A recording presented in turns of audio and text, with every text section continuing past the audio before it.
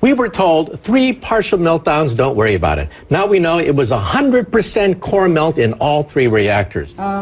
Japan is, by orders of magnitude, many times worse than Chernobyl.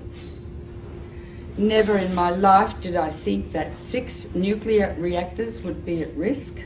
Well, TEPCO is like the little Dutch boy. All of a sudden we have cracks in the dike. You put a finger here, you put a finger there, and all of a sudden new leaks start to occur, and they're overwhelmed, literally making it up as they go along. We're in totally uncharted territories. You get any nuclear engineering book, look at the last chapter, and this scenario is not contained in the last chapter of any nuclear engineering textbook on the planet Earth. So they're making it up as they go along, and we are the guinea pigs for this science experiment that's taking place. All radiation is damaging. It's cumulative. Each dose you get adds to your risk of getting cancer.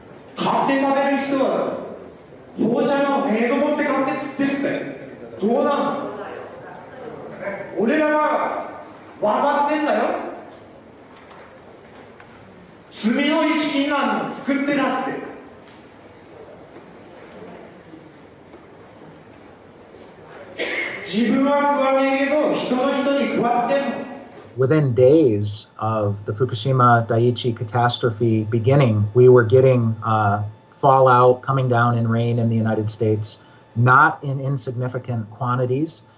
And also, of course, the seafood, not only does the ocean's currents bring the radioactivity this way, but also the sea life itself, the bluefin tuna, migrated from Japan to North America and carried the radioactive cesium in its flesh over here. Wow, not a good time to be eating tuna. The food chain remains contaminated for hundreds or thousands of years, and we'll start seeing lung cancer and leukemia, I think 2 to 5 years from now. And then solid cancers will start appearing 15 to 60, 70 years later. So the ace up the sleeve of the nuclear industry is the incubation time for cancer. It takes a long time for cancers to develop once you have inhaled or been exposed to these radioactive elements. And no cancer identifies its origin. And so there is already a level of cancer in society, but it's going to increase dramatically. The problem is not really under control. It will not be under control for, it's estimated, between 40 and 100 years from now. There's no way to clean it up. They say 40 years, but they can't clean it up. They can't. And the site's still unstable and vulnerable to natural disasters. If there is another earthquake, a serious one, 6, 7, 8, or 9 magnitude, that would rattle all these 1,060 tanks. It would rattle the damaged cores, spent fuel, whose structures have already weakened. Yes. That's a potential very, very serious threat. Approximately 300 tons of water was filtering through the site until early this month, becoming laced with radioactive materials and then seeping into the sea. Another factor is the ever-increasing amount of water accumulating inside damaged infrastructure. Once it makes its way into reactor buildings, it mixes with radioactive isotopes. For months, TEPCO workers have been pumping up 400 tons of water every day and storing it in tanks on site. There's 1,060 tanks, stainless steel water tanks, that are holding the water which they keep pumping into the damaged reactors and the spent fuel storage pools. From the air, the scale of the problems at Fukushima become clear. The growing mass of storage tanks now dwarfs the plant itself. More than 1 million tons of highly radioactive water is now stored here. But the tanks have been hastily built. They're made of steel plates, bolted together, rather than welded. Last week, workers detected a major leak in one of those tanks. About 300 tons of water escaped, releasing several quadrillion becquerels of radioactive particles. Experts have often pointed out how vulnerable they are to damage. The tanks, though, have been put together very quickly. There's no guarantee they'll last. Their seals are made of rubber, and the joints and bolts are corroding, and they may last not more than 5 years. So the tank farm has grown dramatically, and it's on the hill. Of course, the problem is because it's on the hill, the water flows down, and if there's an earthquake, all of these pipes are held together with plastic piping, not much different than what you've got on a swimming pool. So the plastic pipe will snap, and that water will just run right down that roadway directly into the ocean. And how long the contamination has been leaking into the water? Very likely since the explosions and the meltdown at Fukushima Daiichi in March of 2011. Wow, that is quite a long time.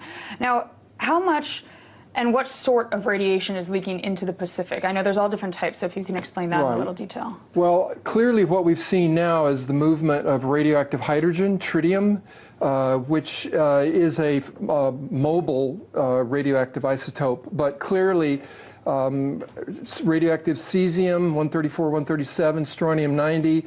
We're seeing a full range of radioactive contaminants now moving, which indicate that the damaged cores of these reactors, the meltdowns themselves, are now contributing to the contamination of the Pacific Ocean and groundwater that's moving at about a rate of 300 to 400 metric tons per day. So that radiation has been leaking into the water and polluting the fish continuously for the last 2 years. Radioactive iodine-129, its half-life is 17 million years, plus strontium, plus cesium, plus tritium, and I could go on and on and on. If it gets into the sea, the algae concentrated hundreds of times, then the crustaceans concentrated hundreds of times, then the little fish, then the big fish, then us. Because we stand on the apex of the food chain. You can't taste these radioactive elements, you can't see them, and you can't smell them. They're silent. This graphic shows the gradual contamination of the Pacific Ocean due to leaks of radioactive water from the crippled Fukushima nuclear plant in Japan. The simulation, which was run by a German Marine Research Institute, shows the entire Pacific waters being polluted by radioactive water in just 6 years. The fuel core of Unit 4 at the Fukushima Daiichi nuclear plant. More than 1,500 fuel rods sit in a damaged storage pool 30 meters above ground. The amount of radioactivity in the rods themselves is about 14,000 times that of the Hiroshima bomb. We are dealing with diabolical energy. E equals mc squared. It's the energy that blows up nuclear bombs. Einstein said, nuclear power's a hell of a way to boil water. They need to remove those fuel rods from the pool because if there's another earthquake, Building 4 would go down probably, and all those fuel rods would be exposed to the air and they would burn, and they would release 10 times more radiation or cesium than was released at Chernobyl, huge amounts, and pollute much of Japan and the Northern Hemisphere. So we're in a nuclear crisis at the moment. If there's another earthquake and Building 4 collapses, which contains the cooling pool with fresh fuel, I'm going to evacuate my family from Boston. So they've put a crane on top of that building, which is shaky anyway, and they're going to lift the fuel assemblies out one by one with the crane, and it will be done manually. Normally, those rods are removed by computer control with millimetres to spare. It's a very delicate operation. The fuel rods must be kept submerged and must not touch each other or break. Nuclear experts warn any mishaps could cause an explosion many times worse than that one here in March 2011. Because if several rods touch each other, you could reach criticality and the whole fuel pool could go critical.